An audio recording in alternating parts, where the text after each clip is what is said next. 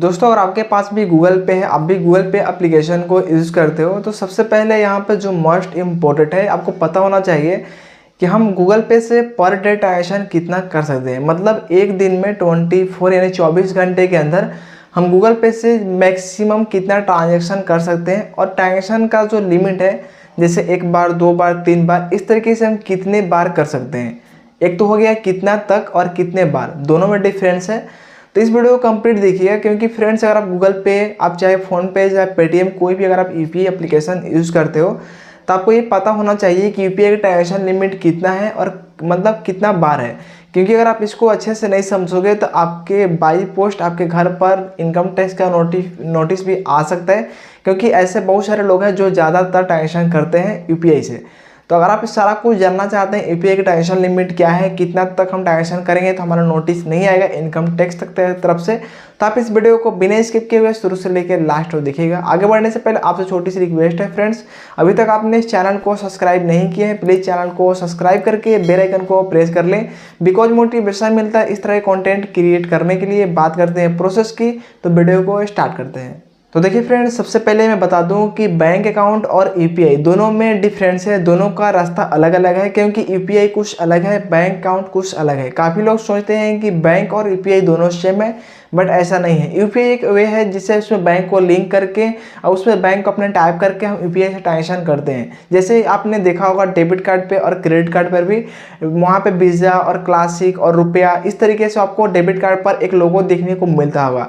तो ऐसा नहीं है कि डेबिट कार्ड का एक पार्ट हो गया रुपया, ऐसा नहीं है। रुपया कार्ड एक अलग कंपनी है जो कि अपने डेबिट कार्ड से ट्रांजेक्शन करने में मदद करती है।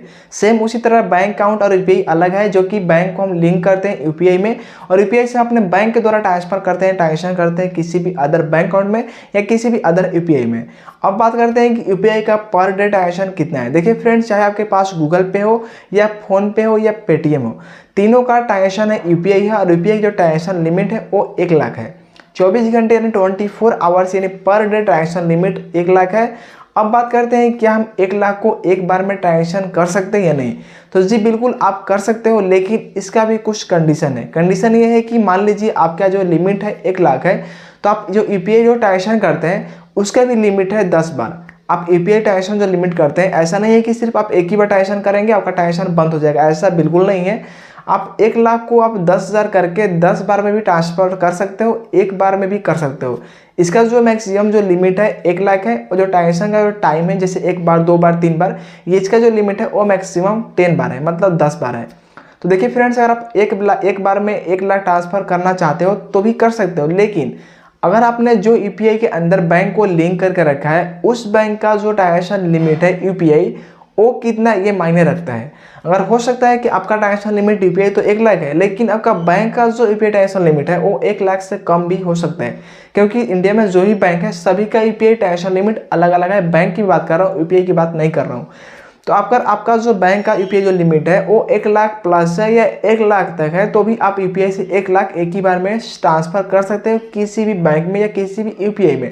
लेकिन आपका बैंक का ट्रांजेक्शन लिमिट कम होगा तो इन केस आप ट्रांजेक्शन नहीं कर सकते, जितना उसका लिमिट होगा उतना ही आप ट्रांजेक्शन कर सकते हैं। तो फ्रेंड्स, मुझे उम्मीद है कि आपको समझ में आ गया होगा यूपीआई ट्रांजेक्शन लिमिट कितना बार कर सकते हैं और कितना तक कर सकते हैं। अब बात करते हैं फ्रेंड्स कि काफ़ी लोग यही बोलते हैं कि मैं जो बैंक उसमें लिंक किया हूँ उस बैंक से मैं किसी के अदर बैंक में मनी को ट्रांसफर कर रहा हूँ तो ट्रांजेक्शन वहाँ फेल्ड हो जा रहा है। देखिए फ्रेंड्स, अगर मान लीजिए आपका यूपीआई ट्रांजेक्शन लिमिट 1 लाख है और आपका जो बैंक का लिमिट है वो मान लीजिए चलो 50,000 है, और आप वहाँ पर 60,000 ट्रांजेक्शन करोगे तो वहाँ पर ट्रांजेक्शन फेल्ड होगा ही होगा। क्योंकि आपका जो बैंक उसमें जो ऐड किया हो ना, जो लिंक किए हो यूपीआई के अंदर, जैसे मान लीजिए अपने एसबीआई को अपने गूगल पे में लिंक किए हो, ठीक है। अगर आपका एसबीआई का यूपीआई लिमिट 50,000 है तो आप 1 लाख ट्रांजेक्शन कहाँ से कर पाओगे, वहाँ पर होगा ही नहीं, क्योंकि आपका बैंक का यूपीआई लिमिट कम है। जब इसका भी यूपीआई लिमिट 1 लाख रहता तो आप इजीली कर सकते, क्योंकि यूपीआई का लिमिट तो 1 लाख है, लेकिन आपका बैंक का जो यूपीआई लिमिट है ना वो 1 लाख से कम है। तो जितना आपका बैंक का लिमिट रहेगा, जो आपने उसमें बैंक लिंक किया है उसके हिसाब से आपको ट्रांसफर करना होगा। तो अगर आपको ट्रांसफर करने में प्रॉब्लम आ रही है तो सबसे पहले आप जाके वेबसाइट पर चेक करें कि आपका बैंक का यूपीआई ट्रांजेक्शन लिमिट कितना है, आपको सारा कुछ समझ में आ जाएगा, ठीक है। मैं उम्मीद करता हूं कि मैंने जो कुछ भी आपको यहाँ पे एक्सप्लेन किया हूँ आपको अच्छे से समझ में आ गया होगा। अगर आपके मन में फिर भी कोई डाउट हो, कन्फ्यूजन हो, तो आप मुझे डायरेक्ट इंस्टाग्राम पर पर्सनली मैसेज करके पूछ सकते हैं। तो इस वीडियो को यहीं पर एंड कर रहा हूँ, मिलता है एक नए वीडियो में एक नए अपडेट के साथ। तब तक के लिए धन्यवाद।